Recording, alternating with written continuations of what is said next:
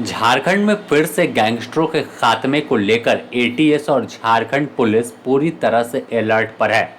एक विशेष प्लान तैयार किया गया है जिससे गैंग वापस से झारखंड में एक्टिव न हो सके।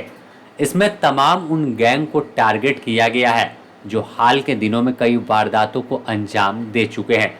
चाहे अमन साहू के एनकाउंटर के बाद आज़ाद सरकार की बात करें या फिर प्रिंस खान गैंग हो, उत्तम यादव गैंग हो या अन्य जो श्रीवास्तव गैंग और अलग अलग कई छोटे स्तर पर गैंग बनाकर वारदात को अंजाम देते हैं। सबसे बड़ी बात पलामू पुलिस की जांच में सामने आई है कि पैसे की लालच में स्थानीय लोग गैंग की मदद कर रहे हैं।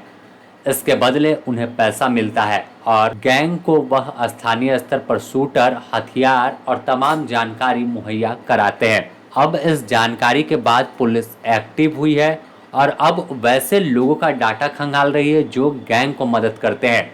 चाहे आज़ाद सरकार गैंग हो या फिर प्रिंस खान हो धनबाद इलाके में जो है, या फिर उत्तम यादव या अलग अलग जो गैंग हैं, उन्हें जो भी सपोर्ट करता है कि एक कॉल आता है कि इसके बदले इतना पैसा मिलेगा तो शूटर मुहैया कराते हैं कई लोग, तो कई लोग उन्हें हथियार देते हैं जिसके बाद उससे गोली चलती है और किसी की लाश गिर जाती है।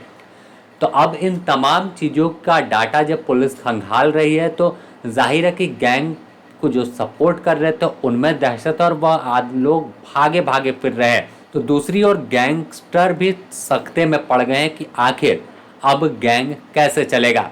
अगर साफ तौर पर देखें तो झारखंड से गैंगस्टर को खत्म करने के लिए सूबे के पुलिस मुखिया अनुराग गुप्ता लगातार कार्रवाई उनके आदेश के बाद झारखंड के अलग अलग इलाकों में हो रही है।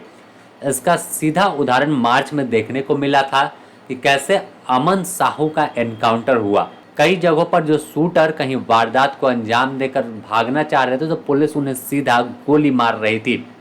इसके बाद लगातार गैंगवार में कमी आई थी, कहीं कोई घटना वैसी नहीं दिख रही थी।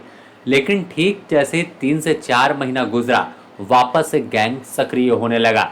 चाहे भुरकुंडा में देखे, टोरी रेलवे साइडिंग देखी या पलामू में नेशनल हाईवे की साइडिंग पर जो गोलीबारी हुई, इन तमाम घटनाओं को देखकर पुलिस मुख्यालय ने तमाम जोनल आईजी, डीआईजी और एसपी को सभी जिलों के सख्त आदेश दिया है कि किसी भी कीमत पर वापस से झारखंड में कोई नया गैंग नहीं बनना चाहिए और अगर कोई ऐसा करता है तो उसे तुरंत सलाखों के पीछे भेजे, उन पर कड़ी कार्रवाई करे। कुछ ऐसा ही तस्वीर आदेश जैसे ही पुलिस मुख्यालय से मिला तो देखने को मिली कि उत्तम यादव गैंग जो नया सामने आया तो उसे किस तरह से सड़क पर परेड कराया गया गिरफ्तारी के बाद।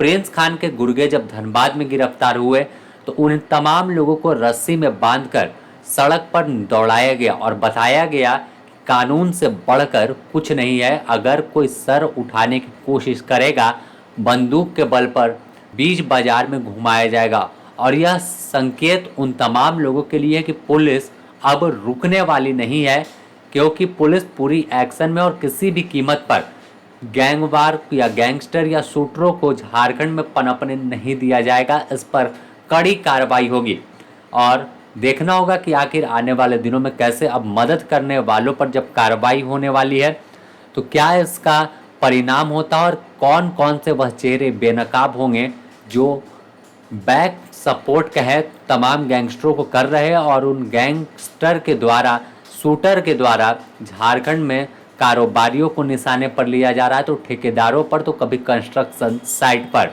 बने रहे द न्यूज़ पोस्ट के साथ, इससे जुड़ी और भी अपडेट देंगे।